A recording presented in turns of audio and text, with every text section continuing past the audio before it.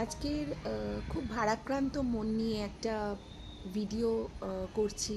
মনে হলো কিছু কথা আমার সমস্ত বন্ধুদের সাথে একটু শেয়ার করি, মনের কথা বা মনের ইচ্ছে যাই বলি। রবিবার সন্ধে থেকে যে খবরটায় আমরা অনেকেই, অধিকাংশ মানুষ খুবই ভারাক্রান্ত মনে আছি, সেটা হচ্ছে অভিনেতা রাহুলের মর্মান্তিক মৃত্যু। রাহুলের অভিনয়ের আমি ভীষণ বড় ফ্যান। আর রাহুল যদি আজকে কোনো সেলিব্রিটি নাও হতেন বা অভিনয় জগতের সাথে জড়িত নাও হতেন, তাও একজন মানুষ হিসাবে তার যে মর্মান্তিক পরিণতি, সেটা নিয়েই আমার কিছু কথা মনটাকে তোলপাড় করছে।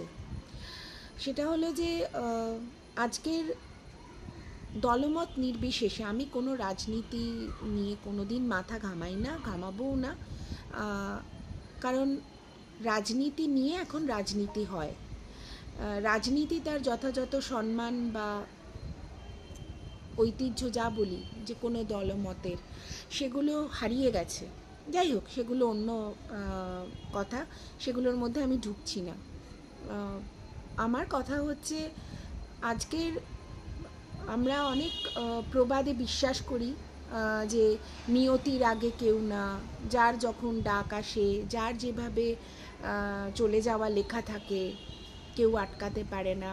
এরকম অনেক কথা আমাদের সাধারণ মানুষের, সাধারণ সমাজে প্রচলিত আছে, আমরা বিশ্বাস করি, মানি। কিন্তু এগুলোর ওপরে একটা ব্যাপার আছে, যেটুকু আমাদের হাতে সাবধানতা অবলম্বন করা সম্ভব, যেটুকুকে আমরা নিয়ন্ত্রণ করতে পারি, সেটুকু তো আমরা করতে পারি, করতে হয়, করতে হবে। কিন্তু সেটুকু করা হয়নি এখানে। এর আগেও এরকম শিল্পীরা শুটিং স্থল থেকে হোক বা যাই হোক, যেভাবেই হোক, তাদের মর্মান্তিকভাবে চলে যেতে হয়েছে। তো এখন সত্যি বলতে কি, আমি অতীব সাধারণ মানুষ, আমি ভেতরের অনেক কিছুই জানি না, আমি সেসব বিষয়ে ঢুকছিও না, সেগুলো আমার বক্তব্য নয়। আমার বক্তব্য হচ্ছে, মানুষের প্রাণের চেয়ে বেশি মূল্যবান তো কিছু হতে পারে না। সে টিআরপি বলুন, সিরিয়ালের দর্শক টানার বলুন, সিরিয়াল থেকে প্রযোজনা সংস্থা, প্রযোজক, সবার আয় বলুন, সেই শিল্পীর আয়, সেগুলোর সব কিছুর ঊর্ধ্বে হচ্ছে একটা মানুষের প্রাণের মূল্য।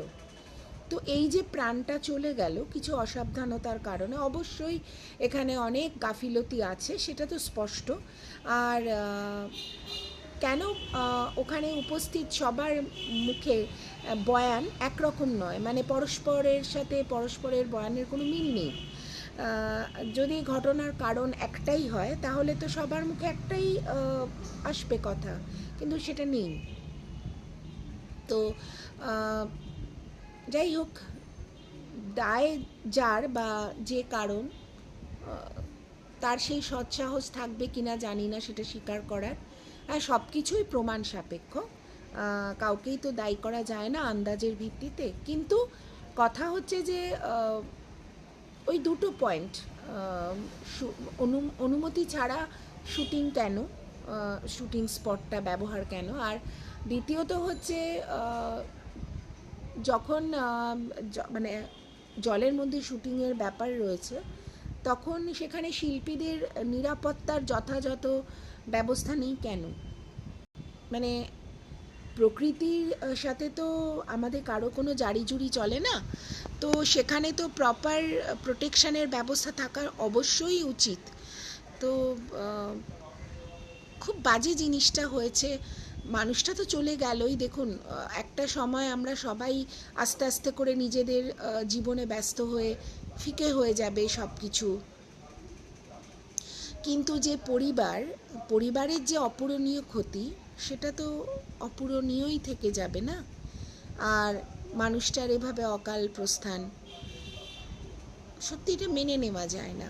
তো এই অবহেলাটা কেন, কিসের জন্য, সেটুকু যদি সামনে আসে পরিষ্কারভাবে, দলমত নির্বিশেষে সেটুকুই কাম্য।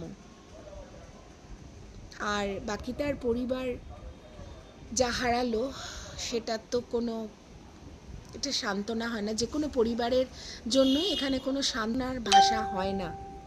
তো সেটুকু অনুরোধ যে আসল কারণটা যদি কোনো কিছু ক্ষমতা বা কোনো কিছুর প্রভাবে চাপা না পড়ে সামনে আসে, এবং সবথেকে বড় কথা ভবিষ্যতে আর কোনো প্রাণ যাতে এই অসাবধানতা বা গাফিলতির বলি না হয়, সেটুকু অনুরোধ।